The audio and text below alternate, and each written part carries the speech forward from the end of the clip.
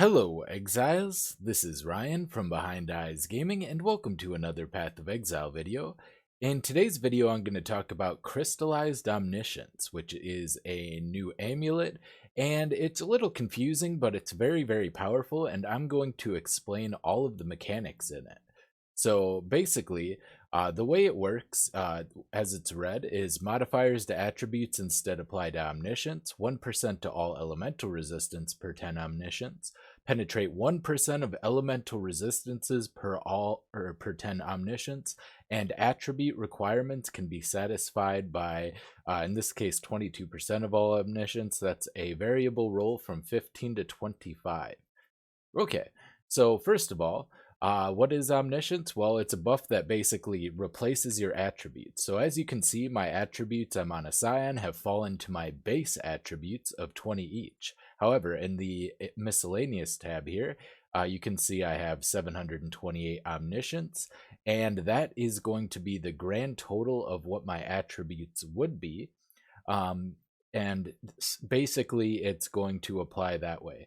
That means 22, let's say I had 1,000 omniscience, just for the sake of easier math, and let's say this is 20%, and I had an item that required 100 or 2, let's say 200 intelligence or 200 a dexterity, whatever, strength, whatever it might be.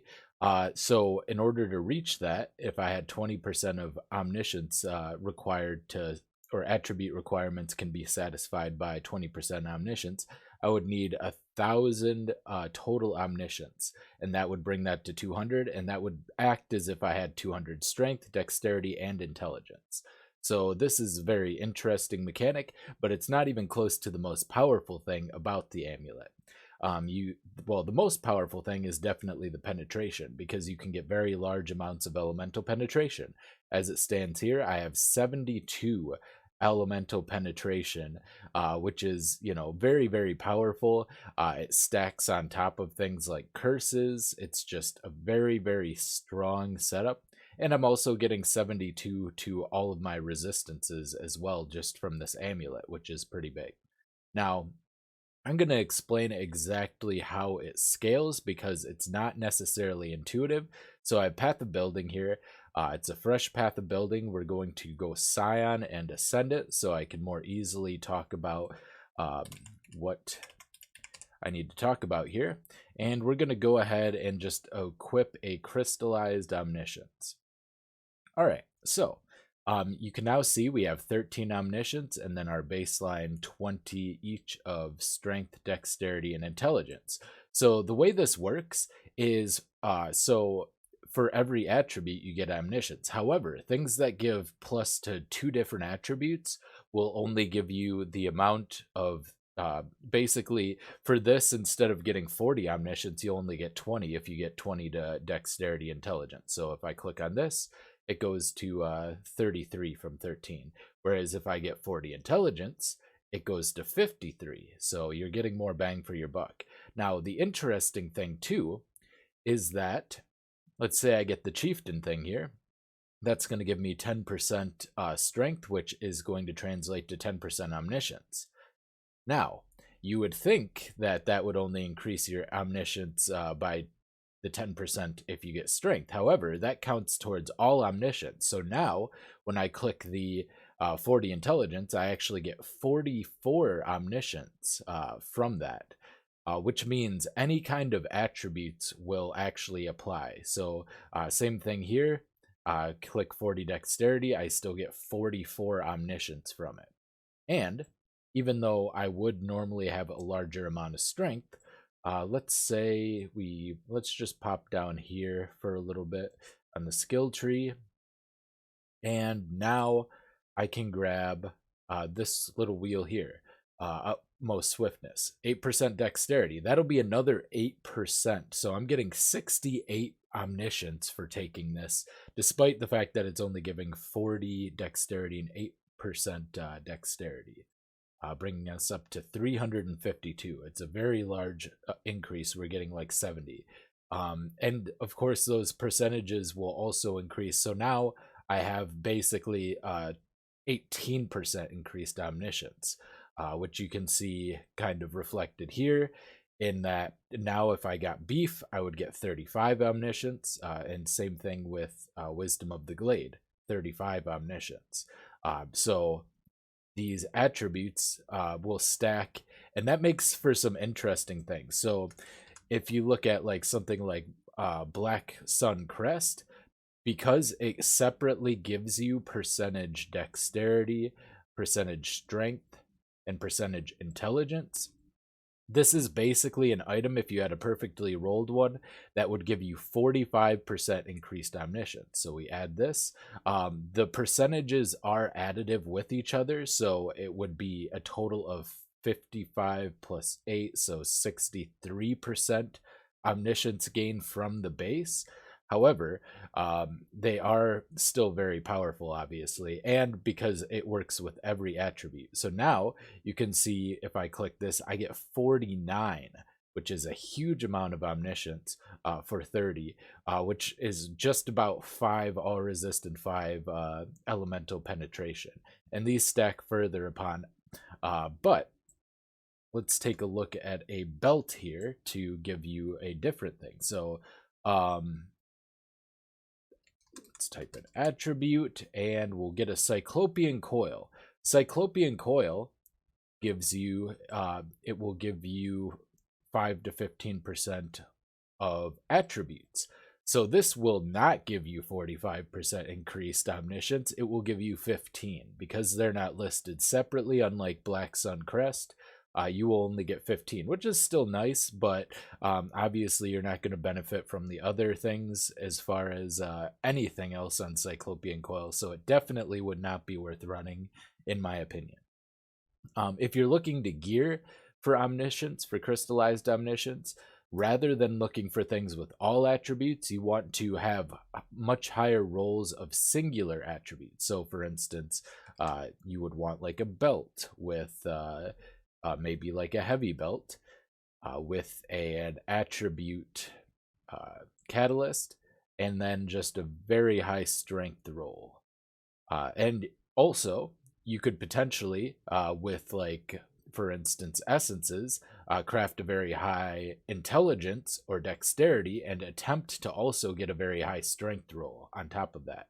Or, of course, you can also craft. So you can craft a modifier just giving some sort of attribute. If you get the hybrid ones, they're going to be lower. But I don't know. Let's see, dexterity. Okay, but unfortunately for belt crafts, you could only get the hybrid. But yeah, something like this would be very good for the build and would give a lot of omniscience. So this is currently giving us 229 because of all of the attribute stacking, which is for, you know, a 2 belt stat, or for a 2 stat belt is literally giving us 22 all resist and 22, almost 23 elemental penetration. That is really, really big. And same thing with like your rings and your glove and your boots. If you just get a very high attribute, for instance, if we got boots here, and let's just, okay, sure, we get some boots here, and let's go ahead and craft some, something's weird with, I think I might have added the wrong thing, but yeah, let's get rid of that. Craft item. Oh yeah, boots. I didn't put a specific, so let's grab some like evasion boots here. We'll just get some slink boots. And so from here we can craft dexterity. You can get up to 55 dexterity on boots. And that will translate to 90 omniscience in the setup that we currently have with the percentage like Black Sun Crest. You don't need this, but it does make it a lot easier to get very high numbers of omniscience. You can imagine if I were to do similar things with like single or double attributes on rings and everything, I could easily hit like 2,000 omniscience over the course of time. Now, is it worth doing so? Well, there are some interesting combinations. So let's see. There is a new jewel, for instance, that gives you a massively negative amount, and there is actually a new staff. Actually, let's look at the staff, because the staff has some more interesting synergies. So resistance, and it is called the Annihilating Light. And the upside of Annihilating Light is it gives you triple damage with elemental skills. Since the Omniscience is giving us elemental penetration, we're going to want to be using elemental skills pretty often anyway, unless we're like converting a physical skill. But the downside is it gives us massively reduced elemental resistances between 60 and 70. Let's just go 70. So like we would have to make up for that loss, and by having a very large amount of Omniscience, we can actually do that. So like we're getting 100, or we're getting 90 all resistance from this, and it's giving us with the worst roll minus 70. We would get minus 60 with the best roll on this. So we're making up for that very, very heavily. And there's also a jewel that does something similar. All elemental resistances. Let's see if I can find it. I mean, there's a couple. There's also like Thread of Hope, which gives minus resistance, which can be partially made up. But Melding of the Flesh is another new jewel, which makes your elemental resistances are capped by your highest maximum elemental resistance instead. I'm actually using this currently. So, oh wait, maybe I took it off. I might have tested it and then taken it off. Oh, I am using it, but I am running Purity of Fire. So if I step out here into the Blood Aqueduct really quickly, just as an example, I have 80 all resist, despite only having +5 to my maximum fire resistance. And if I were to get more maximum fire resistance, that would continue to go up to 90, which is the cap. So let's say just for the sake of argument, I put a Rise of the Phoenix on. That would give me another 5, and then I would have 85 to all of my max resistances, which is a huge amount, because you got to think the damage is kind of set up around, you know, the baseline 75. So you're basically, out of the remaining 25% of the damage you would take from elemental hits, you know, 2/5 of that would be gone. So 40%, it's like taking 40% less elemental damage. And the downside being, of course, the minus to all elemental resistances, but Omniscience helps mitigate that. And if you get very high amounts of Omniscience, like if I wanted to stack this much, much higher, I don't know if I'm going to do that on this character. I just wanted to use this as an example. But if I wanted to get like 2,000 Omniscience, then you're going to basically come close to hitting the cap just with your amulet, even with the minus to resistances. And that could be absolutely huge. There's a lot of ways to get a lot of attributes, and that's pretty much the whole thing in a nutshell. So that explains exactly how to use and how to scale this extremely powerful amulet.